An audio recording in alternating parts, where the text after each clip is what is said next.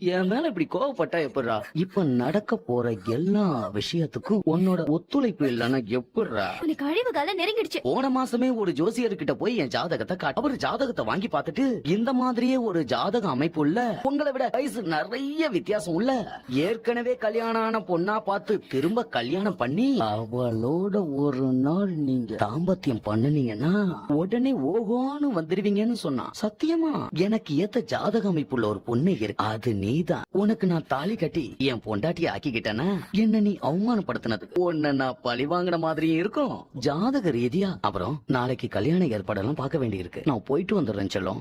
சமத்தா இருக்கும். ஏன் பொண்ணு, நான் ஏதோ பெரிய கோயிலா இருக்குன்னு பார்த்தா இது என்ன மரத்தடி கோயிலால இருக்கு. கோவில நீங்க சாதாரணமால நினைக்காதீங்க. அங்க ரொம்ப சக்தி வாய்ந்த அம்மன். நான் அடிக்கடி எங்கையம்மன் கோவிலுக்கு போவேன்ல, அங்க ஒரு வயசான அம்மா சொல்லிதான் எனக்கு இந்த கோவிலை பத்தியே தெரிஞ்சது. ஓ, மனசுல நிறைய கஷ்டம் இருந்தப்பெல்லாம் நான் இங்க வந்து வேண்டி மேடம் இப்ப என்ன வேண்டிக்கிறதுக்காக இந்த கோயிலுக்கு வந்திருக்கீங்க? அது ரகசியம். என்ன பெரிய ரகசியம்? நீங்களும் வேண்டிக்கோங்க. நீ என்ன வேண்டிக்கிட்டேன்னு நான் சொல்லட்டுமா? என்ன வேணும்? என்ன வேண்டி இருக்க போற? நான் நல்லா இருக்கணும், நம்ம குடும்பம் நல்லா இருக்கணும் அப்படின்னு வேண்டி இருக்க போற, அதானே?